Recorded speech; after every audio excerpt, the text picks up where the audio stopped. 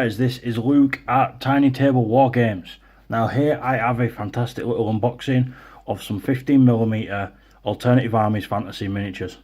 Now these arrived on Thursday. I planned to do the video either Thursday night or Friday, but due to house commitments and things like that, I've kind of been a little bit delayed.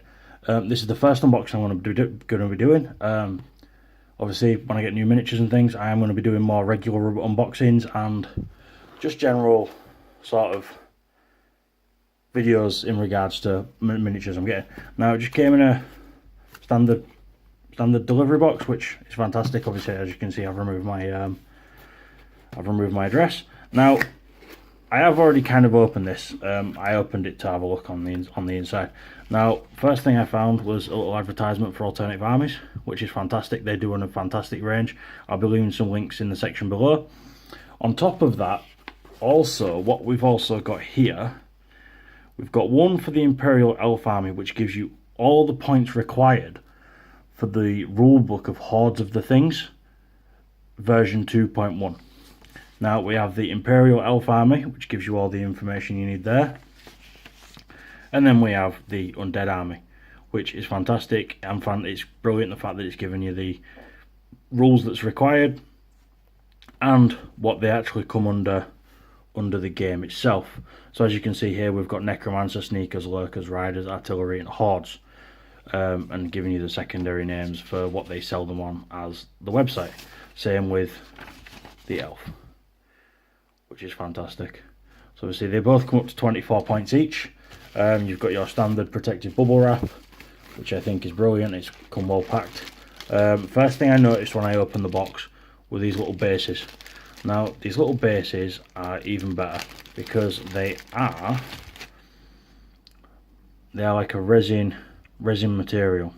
Now gluing to them is going to be quite difficult, but as you can see, you know, you've got quite a nice texture to them, so the glue should stick, and obviously it's taken off the shine of the resin, as you can see there. I think that's fantastic. Obviously you've got a big bunch of bases, so obviously you've got multiple bases for multiple things. And here we have the armies in a bag. So let's see what we can get out first. Let's see what we can get from there. So here is what looks to be some elves with crossbows. If I can get one there, and a couple of warriors, which I think is really cool. Obviously I will be doing a more detailed overview. So you have some, this is the Elven bolt thrower, as it would be. You can see some of the detail in the packet. So yeah, I mean obviously like these are 15mm. So now this is the one that did confuse me quite a bit. Due to a recent sort of design change and an update in their casting, they decided to do the new horses in resin. Obviously I will catch up more a bit about that when I do my main review, but I thought that was really interesting, and I think the crispness of the sculpts is fantastic. I mean, for 15mm, I mean they are amazing. When you can see there's a little bit of flash there that you can just push through with a pin. Here you have their riders and their spears. So obviously it's all standard metal, so it's all standard pewter, nice and shiny. You know, we're all magpies in the 15 and 10mm section, aren't we? You know, we all love a bit of metal. So here we have the leader, which I believe is the Chimera, which I think is fantastic. Amazing little sculpt. And then you've got the elves with double-ended halberds, which I thought were big bows to begin with. I thought they were big, sort of like bow and arrows. Turns out they're double-ended halberds, which I think are really cool. So that's the Imperial Elf Army out of the way. Now he did send me these as a fantastic little review piece, which I will be doing individual reviews because the sculpts on these are absolutely phenomenal. Now this is an Imperial Elf on a Griffin.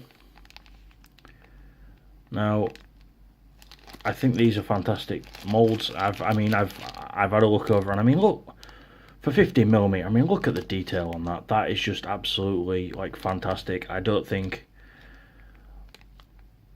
like there are bigger companies that can't get that level of detail. And then here I have my 15mm Evil Men, Anti-Paladins, I believe they're called, which are quite cool. These are Evil Men, so I'm assuming these are the bad guys, and obviously they are more like knights. And I think they've got some pretty cool details to them. They've got axes, swords, things like that. So yeah. So that's the first box. Now, well, that's the first bag, should I say. Now, obviously, we've got some more bags, which is obviously going to be for the basing. Unlike my 10mm ones, I think I am going to do a little bit more detail with the basing on these. Just because of the fact they're slightly bigger, and I don't think the bases on the miniatures are quite as thick compared to the rest of the miniature. So I think you can get a bit further away from the standard sand, flock, paint sort of routine. So here is the bag of Undead. Yeah, that's quite a lot. Let's move this out the way here. Let's move these. Now, this is ideal. I mean, there's a lot in here. So let's have a look at what we've got. So, memory serves, these are the Undead Warriors. Now, the cool thing about these is you've got several different variations.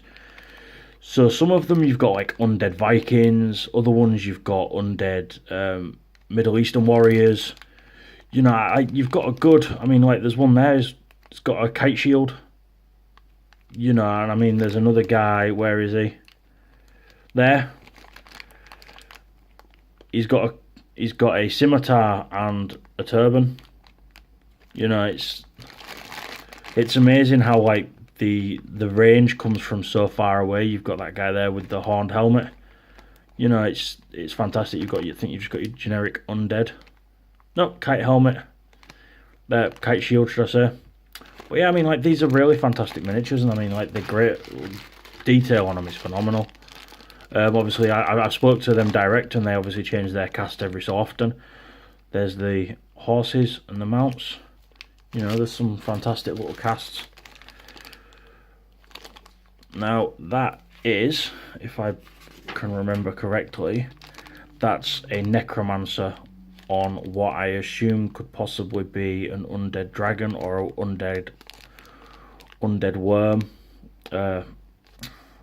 wyvern, Ivern, however it's pronounced. But yeah, it's undead, so you've got a nice skull. You know, you've got nice skull details, and you've got eyes, and you know, you've got him sitting down. You've got the details in the wings where it's like pitted, and you know, it's quite cool. And obviously, you've got your more. These are quite interesting, I think. These are your ghouls. You've got a couple of ghouls leaping from graves and things.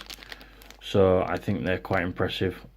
You know, they're quite well detailed, and I think with these, like, you can actually incorporate the bases into the base itself. So like you could have like a muddy mound with like a tombstone or something as they're like popping out the ground and going, ah, oh, there's a couple little tombstones on there, which is quite cool. So that kind of saves you doing that at 15mm. You've got your Undead Catapult, which I think is really cool, really well detailed. I mean, see if you can find it. There's the wheel, wherever it decides it wants to go. But yeah, there's quite a lot of detail, and I mean the flash is very minimal, if I'm honest. There is a little bit of flash, you know, it's metal, it's pewter, you know, it's going to be about the same thing. But yeah, I think overall with the order, I mean, £17 for the Imperial Knight Army and £21 for the Undead Army. I mean, you are getting an awful lot for your money. And the best part about alternative armies as well is you can buy them pre-painted. So you've got two purchase options. You can buy them pre-painted, or you can buy them as I've bought them now, which obviously benefits me a little bit more as a review. It was fantastic for the guys to send me them two little units to review. They will be separate videos because they are separate units, I think. They might only be 5 or 6 minute videos. I think I've kind of capped this out today, and I'm really impressed with what I've received, and my Dark Elf Army's getting there on the 10mm side, so obviously I'll be able to show you painted versions once they're all finished. I will be reviewing both rulebooks of Warband and Horde of Things as they come up in gameplay. Unfortunately, I haven't had a chance to play many of them yet, as I'm still in the works of my wargaming table, which will be fantastic once that's up and running. And once that's done, I'll be able to post a battle report as we're kind of learning the game, so to speak. So yeah, I mean, I'm really impressed with what I've got, and I mean, I will be ordering another couple of armies in the next few weeks. They've got Hoth, which is more mechanics, sci-fi. Pendragon have the same sort of thing. They've got their own sci-fi little venture thing. So I will be looking, obviously I will be looking into more other companies. I'll possibly be looking into some Cav. However, with them being located across the Atlantic, it could get expensive quite quick. But obviously, the more I review, the more I look over, and the more I sort of help benefit towards the development of the tiny table wargaming environment in the 10-15mm scale. It'll be fantastic. So yeah, I mean, everything we do now just benefits the scale itself. So anyway, guys, like, share, and subscribe the video. You guys have been fantastic supporting me. I mean, I got 126 views on the Undead. I've got 30, nearly 30 views on the Dark Elves. I know the Dark Elves weren't really massively popular in, shall we say, the larger scale stuff. But yeah, I just think they're a fantastic little army. But you guys have been really supportive. I mean, I've hit the 20 subscriber mark now. I'm more than happy. But yeah, like, share, and subscribe. Keep it tiny. Keep it on the table. And peace out, guys.